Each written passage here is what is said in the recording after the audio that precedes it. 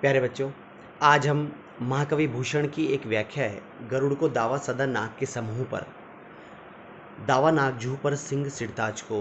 इस व्याख्या को आज का हम करेंगे। ये स्नातक द्वितीय वर्ष में चलती है और अलग अलग यूनिवर्सिटी में अलग अलग जगह पर चलती है।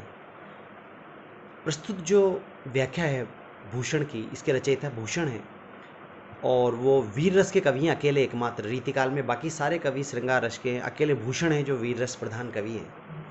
वो शिवाजी के शौर्य का बखान उन्होंने इतना अद्भुत किया है कि शिवाजी को जन जन में जिन ऊंचाइयों तक पहुंचाने में भूषण की सबसे बड़ी भूमिका है।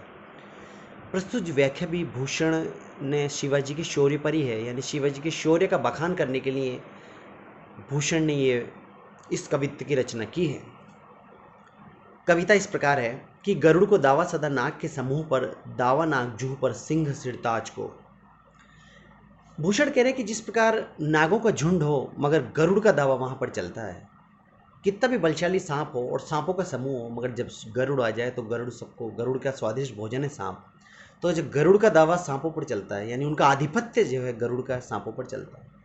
उसी प्रकार दावा नाग जूह पर सिंह सिरताज को। इसी प्रकार हाथियों का झुंड हो, बड़े बड़े बलशाली हाथी हो, बहुत सारे हो, मगर शेर का दावा सदैव चलता है। शेर का आधिपत्य हाथियों पर चलता है। और दावा पुरहुत को पहाड़न के कुल पर, पश्चिम के गोल पर दावा सदाबाज को।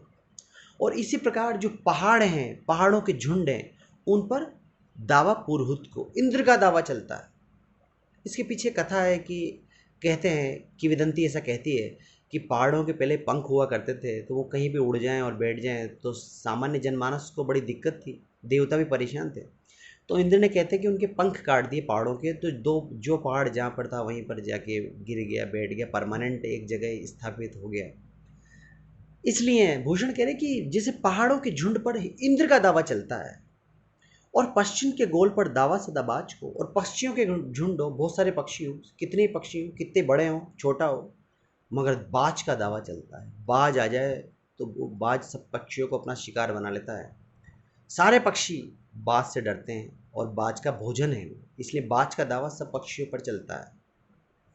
और भूषण अखंड नवखंड महिमंडल में तम पर दावा रवि किरण समाज को। और भूषण वर्णन कर रहे हैं कि जो अखंड नवखंड महिमंडल है, पूरी धरती है, पूरी धरती के कोने कोने पे, एक एक जगह पर तम पर दावा रवि किरण समाज को। जहां जहां पर भी अंधकार है, तम है, वहां वहां पर सूर्य की किरणों का दावा है। कितना ही घना अंधकार हो, धरती के किसी भी कोने पर हो, पर जैसे सूरज निकलता है बच्चों, तो सारा तम, सारा अंधकार मिट जाता है। तो सूरज का जो दावा है वो चलता है सारे अंधकार पर। और उसी प्रकार कवि अंत में कह रहे हैं कि पूरब पचाह दे, दक्षिण ते उत्तर लो, जहां पातशाही तहां दावा शिवराज को। कि पूरब से पश्चिम तक और दक्षिण से उत्तर तक जहां जहां पर पातशाही है, पातशाही मतलब मुगल साम्राज्य जहां जहां है, जहां जहां पर मुगल साम्राज्य है, कवि कह रहे हैं तहां दावा शिवराज को। शिवराज का दावा वहां पर चलता है, शिवाजी का दावा वहां चलता है। जहां जहां मुगल शासन है, वहां वहां पर शिवाजी अपना वीरता दिखाते हैं, शिवाजी अपना आधिपत्य दिखाते हैं। इस प्रकार जहाँ वो कह रहे हैं कि जिस प्रकार इन सब चीज़ों पर दावा अलग अलग व्यक्तियों का चलता है, अलग अलग वस्तुओं पर अलग अलग व्यक्ति प्रभावी हैं, उसी प्रकार मुगलों पर शिवाजी जो है वो प्रभावी है। हम पंक्ति दर पंक्ति बच्चों एक बार फिर से देखें ताकि लाइन से आपको अर्थ समझ में आए। कवि भूषण वर्णन कर रहे हैं कि जिस प्रकार जहाँ जहाँ नागों का झुंड है, वहाँ वहाँ पर गरुड़ का दावा चलता है।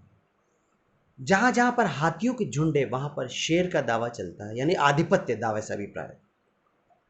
जहां जहां पहाड़ के झुंड है, वहां पर इंद्र का दावा चलता है। और जहां जहां पक्षी हैं, पक्षियों के झुंड है, वहां वहां पर बाज पक्षी का दावा चलता है, उसी का आधिपत्य चलता है। और भूषण वर्णन कर रहे हैं कि पूरी पृथ्वी में जहां जहां पर अंधकार है, वहां वहां पर सूर्य की किरणों का दावा चलता है। सूरज की किरणें आ जाए तो अंधकार खत्म। और उसी प्रकार पूर्व से पश्चिम और उत्तर से दक्षिण तक कवि कह रहे हैं जहां जहां पर पातशाही है, मुगल साम्राज्य है, औरंगजेब का शासन है, वहाँ वहाँ पर शिवाजी का दावा चलता है। यानी शिवाजी के आगे जो पातशाही है, मुगल है, वो भी फीके हैं। शिवाजी सबसे बड़े योद्धा हैं, सबसे वीर योद्धा हैं। इस प्रकार शिवाजी का शासन जो है बच्चों, वो मुगलों के ऊपर चलता है। इस प्रकार शिवाजी एक महान योद्धा है।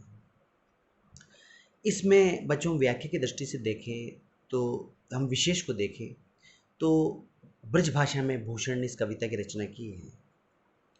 और उपमा अलंकार और अनुप्रास अलंकार की छटा हमें यहाँ पर नजर आ रही है। इसके अतिरिक्त बच्चों इसके अंदर जो है वो कवित्व सवैया छंद का प्रयोग भूषण ने किया है। शिवाजी की शौर्य का बखान यहाँ पर हुआ है। इस प्रकार कुल मिलाकर भूषण ने शिवाजी के शौर्य को इस कविता में बेहतर ढंग से प्रस्तुत कर दिया है। पंक्ति दर पंक्ति आप इस व्याख्या को समझ सकते हैं बच्चों। सामने किताब को रखें और इस व्याख्या को देखें। आज के लिए बच्चों इतना ही।